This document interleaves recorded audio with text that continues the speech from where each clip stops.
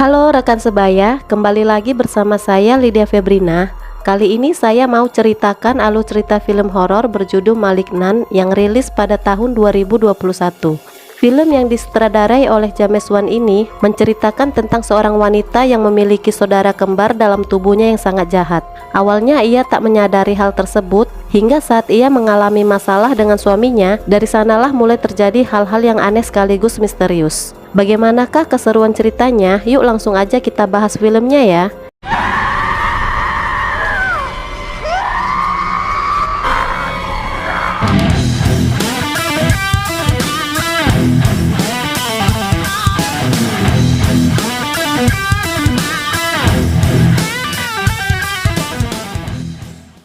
Di awal film kita dibawa ke tahun 1993, tepatnya di sebuah rumah sakit penelitian Simon. Di sini terlihat seorang dokter bernama Weaver sedang menjelaskan mengenai pasien bernama Gabriel. Ia menjelaskan kalau pasien ini udah mulai kelihatan brutal dan tidak terkendali. Selagi menjelaskan, tiba-tiba rekan si dokter datang dan mengatakan kalau si Gabriel berhasil lolos dan ngamuk-ngamuk di ruangannya. Rupanya kekuatan Gabriel ini udah di atas rata-rata manusia, kayak orang yang lagi kesurupan. Salah satu cara meluluhkannya adalah dengan ditembak oleh obat bius. Akan tetapi belum aja ditembak, sang security malah dipatahkan tangannya oleh si Gabriel. Melihat itu, Dr. Weaver pun langsung beraksi dan berhasil membius Gabriel.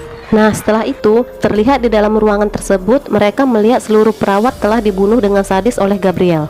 Gabriel yang telah dibius selalu diikat dan akan dioperasi untuk mengeluarkan kanker di dalam tubuhnya. Tapi sebelum melakukan itu, Gabriel sempat bicara melalui transmisi radio dan mengatakan kalau dia akan membunuh mereka semua. Setelah itu kita dibawa ke masa kini dan kita diperkenalkan dengan seorang wanita bernama Madison yang baru aja pulang bekerja.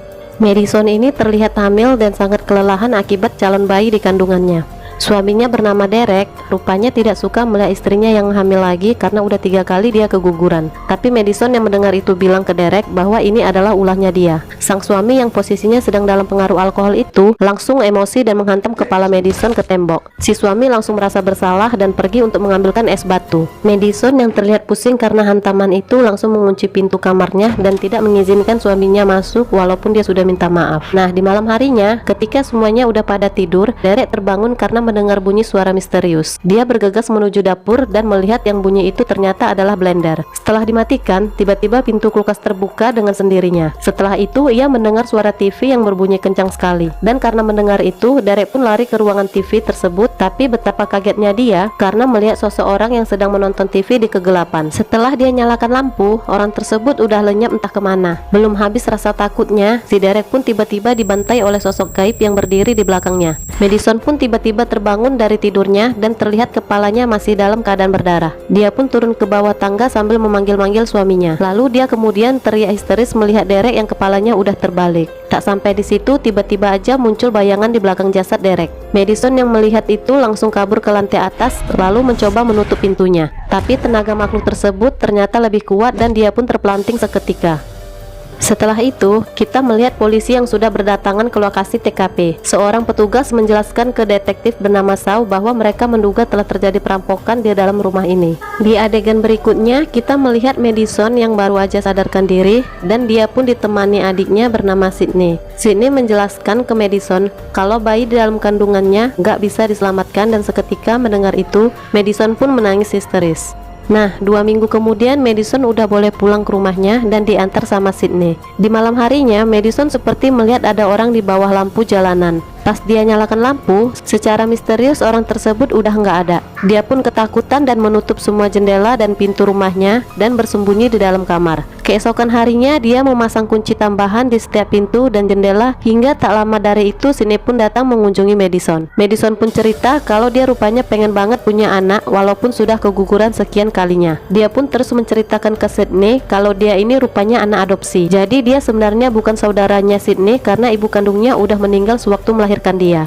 Seketika mendengar apa yang dikatakan Madison, sontak membuat Sydney menjadi terkejut. Di adegan selanjutnya, kita melihat seorang wanita yang berprofesi sebagai pemandu wisata. Dia sedang melaksanakan pekerjaannya seperti biasanya, dan setelah udah selesai, dia pun bersiap-siap untuk pulang. Tapi sebelum pergi, dia ini mendengar seperti ada orang yang masih berada di tempat itu. Dia pun ketakutan dan berlari menyalakan lampu yang ada di sana. Namun setelah lampu menyala, orang tersebut tidak ada di sana. Tapi saat ia berjalan, tiba-tiba orang tersebut udah ada di atas kepalanya. Kemudian wanita itu tersadar dan udah disekap di sebuah ruangan. Lalu makhluk yang menculiknya itu kemudian berbicara ke dia melalui radio dan bilang kalau dia udah lama banget pengen sekap dirinya, tapi belum waktunya aja karena dia mau membunuh Dr. Wyvern dulu. Setelah itu telepon Dr. Wyvern pun berbunyi. Si makhluk bilang ke Dr. Wyvern kalau sudah saatnya untuk mengangkat kankernya. Dr. Wyvern pun kaget karena ini kayaknya adalah ucapan dia di waktu 28 tahun yang lalu. Dia pun dengan segera memeriksa dokumen-dokumen filenya yang lama.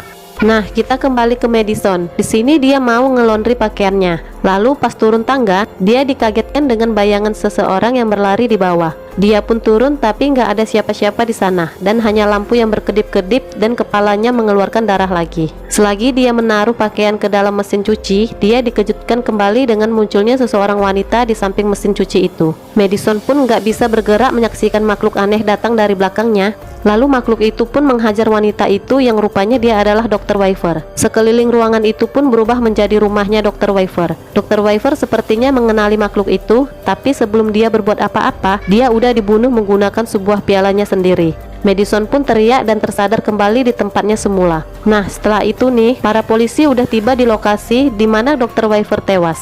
Mereka menemukan piala yang dipakai sang pembunuh, tapi bagian atas piala itu udah hilang. Kemudian detektif Shaw menemukan sebuah foto dan dia akan mempelajari semua catatan pasien dokter ini. Nah, di tempat di mana wanita yang disekap, kita menyaksikan makhluk ini sedang mengasah potongan piala yang dia ambil dari rumahnya Dr. Wyvern. Kemudian kita kembali ke kediaman Madison. Si Madison rupanya lagi ceritain pengalaman yang dia dapat semalam. Dia menyaksikan secara jelas makhluk aneh itu sedang menghabisi nyawa seseorang. Sydney yang mendengar itu hanya menegaskan kalau kejadian itu pasti ada penjelasannya. Di kantor polisi, detektif Shaw meminta bantuan rekannya untuk merekonstruksi sebuah foto wajah yang tadi dia temukan untuk dibuat menjadi 30 tahun lebih tua.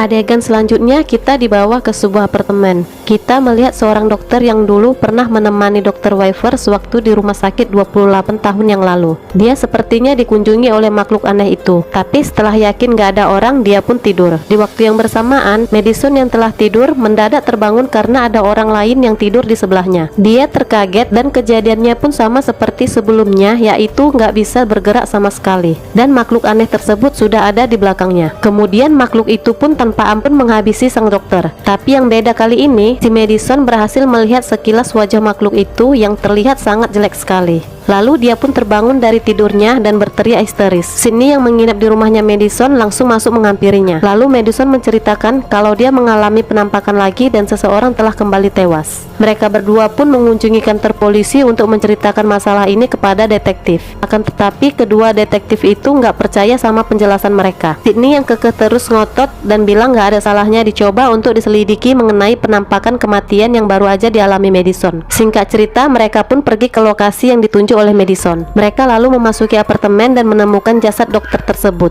Mereka pun kembali ke kantor polisi. Nah, saat di dalam toilet, Madison menerima telepon dari seseorang yang gak dia kenal. Ini orang memanggil Madison dengan nama Emily. Dan tanpa sadar, Madison seperti mengenali orang tersebut dan dia memanggilnya dengan sebutan Gabriel. Madison dan Sydney pun pergi mengunjungi kediaman ibu mereka. Madison menanyakan pada ibunya apakah dulu dia punya adik bernama Gabriel. Mendengar ini, sang ibu pun sangat terkejut. Kemudian dia memutarkan video lama mereka. Dan di sana ternyata si Madison ini sering berbicara sama seseorang yang gak terlihat dan nama orang itu adalah Gabriel. Nah, di kantor polisi, Shaw melihat konstruksi foto yang telah dibuat oleh temannya dan ternyata wajahnya mirip banget sama si Madison. Lalu dia pun menemukan flash drive di dalam berkas Dr. Wyvern. Dan setelah memutar flash drive itu, dia pun mengetahui kalau target makhluk itu adalah 3 dokter di dalam rumah sakit yang menanganinya dulu. Itu berarti udah 2 dokter yang sudah dihabisi oleh makhluk itu itu dan dia yakin kalau makhluk tersebut akan membunuh satu dokter yang tersisa, dan tanpa mikir panjang, detektif Shaw pun langsung pergi menuju ke kediaman dokter tersebut. Sedangkan Madison yang lagi di toilet mengalami penampakan lagi dan menyaksikan tewasnya seorang dokter oleh makhluk aneh tersebut. Di saat yang bersamaan, detektif Shaw masuk ke kediaman sang dokter. Namun dia mendapati dokter yang ia cari-cari udah tewas dengan bersimpah banyak darah. Madison yang masih menyaksikan penampakan itu mencoba memberitahu detektif Shaw kalau makhluk itu masih ada di sana. Akan tetapi ia nggak mendengarnya sama sekali. Lalu ia pun disergap dan ingin dibunuh oleh makhluk itu. Tapi dengan sigap dia melawan sekuat tenaga dan menembak ke arah makhluk tersebut. Hingga kemudian makhluk misterius itu pun langsung kabur dan Shaw pun mengejarnya. Singkat cerita, dia pun tiba di tempat sebuah gudang yang nggak jelas. Dan secara tiba-tiba makhluk itu lalu menyergap Shaw tapi tidak membunuhnya. Ia pun kabur dengan merayap tembok dan masuk ke sebuah kolong di ruangan itu.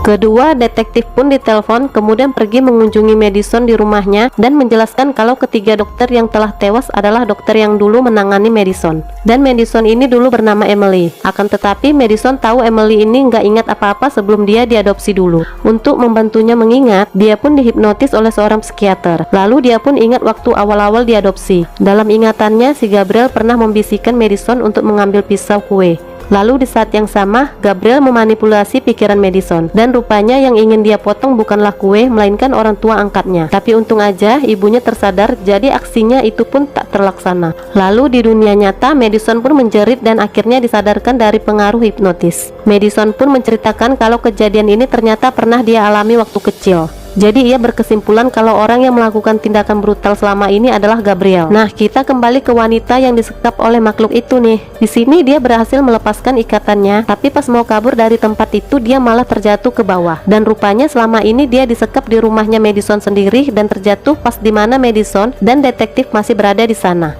Madison pun ditangkap karena ia dituduh menculik dan membunuh ketiga dokter. Kenapa ia bisa ditangkap? Itu karena di loteng rumahnya terdapat barang bukti seperti pisau dan jubah yang dipakainya. Madison pun kekeh dengan pendiriannya kalau itu adalah perbuatan Gabriel. Tapi detektif yang bernama Regina ini tak percaya dengan penjelasannya karena yang dia tahu kalau sosok Gabriel itu hanyalah fiktif belaka. Tapi tak lama dari itu tiba-tiba mendadak lampu mati dan telepon untuk detektif Shaw pun berbunyi. Dan rupanya yang menelpon itu adalah Gabriel. Di sana ia menjelaskan kalau dialah yang melakukan semua perbuatan keji itu. Tapi walaupun sudah ada bukti yang menyatakan bahwa itu adalah perbuatan Gabriel, Madison tetap ditahan di dalam sel. Nah, kita pun beralih ke Sydney yang tidak tinggal diam begitu saja. Dia pergi ke rumah sakit yang dulunya pernah menangani Madison. Tapi rupanya rumah sakit tersebut sudah lama tutup dan terbengkalai. Kemudian Sydney tanpa ada rasa takut pun masuk ke dalam dan dia berhasil menemukan dokumen-dokumen dan kaset video mengenai Emily. Dia lalu membawanya pulang dan memutar rekaman itu di rumahnya. Di dalam video itu, mereka berdua pun mengetahui kalau ibunya Madison belumlah meninggal. Dia melepas anaknya bernama Emily ke dokter karena anaknya ini memiliki kelainan. Oh ya rekan sebaya, ternyata wanita yang disekap dan jatuh dari loteng itu rupanya ibu Madison loh. Kemudian mereka pun menonton rekaman Emily yang sedang diinterview oleh Dr. Wyver. Emily kemudian menceritakan kalau dia ini sedang disuruh-suruh dan dihasut oleh Gabriel untuk berbuat jahat.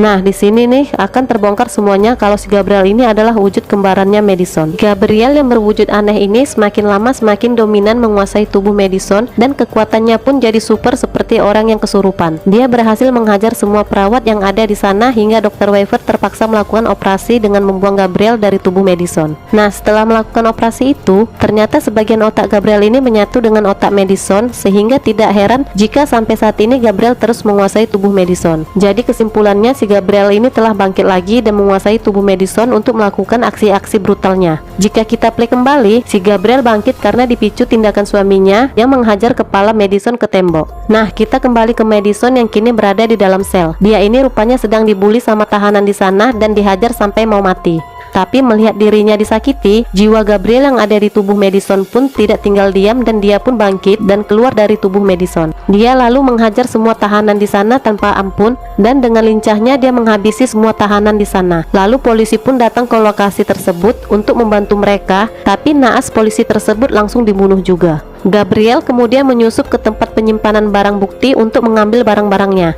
Dia juga memakai jubahnya dan setelah itu ia keluar lagi dan melanjutkan pembantaian terhadap polisi yang ada di sana. Dia dengan gesitnya melawan puluhan polisi itu dan terlihat mereka semua ini nggak sanggup melawan Gabriel. Detektif Shaw beserta rekannya pun udah tiba di kantor polisi dan menyaksikan rekan-rekannya udah pada tewas secara mengenaskan.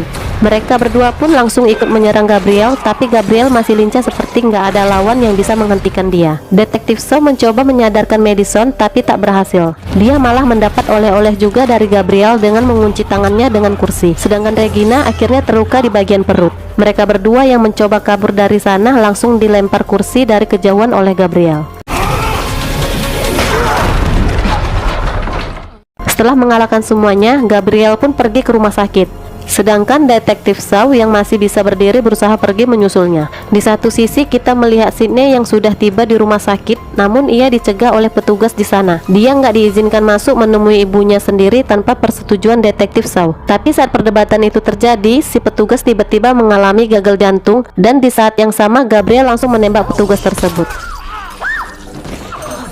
Si Gabriel tiba-tiba muncul dan menerobos masuk ke dalam kamar perawatan, dan di sana ia ingin membunuh Sydney dan ibunya sendiri. Madison yang menyaksikan hal itu dari alam bawah sadarnya tak bisa berbuat apa-apa. Lalu detektif Shaw datang dan langsung menembak Gabriel yang memang satu tubuh. Akan tetapi detektif Shaw malah mendapat tusukan dari Gabriel. Sydney lalu mengambil senjata milik detektif Shaw dan mencoba menembak si Gabriel. Tapi sialnya dia juga kena lemparan tempat tidur yang sangat berat itu. Madison berusaha untuk melawan pengaruh Gabriel, tapi ternyata Gabriel yang malah duluan menghabisi Sydney yang kemudian akan membunuh ibunya. Akan tetapi secara tiba-tiba Madison yang mulai menyadari tingkat jahat dari Gabriel mulai memanipulasi Gabriel dan berniat mengambil secara penuh tubuhnya. Dia kemudian bilang ke Gabriel kalau semua kekuatan yang dia punya ia juga memilikinya. Kini giliran Madison yang menguasai tubuh miliknya, sedangkan si Gabriel sendiri dikurung di dalam pikiran Madison yang terdalam.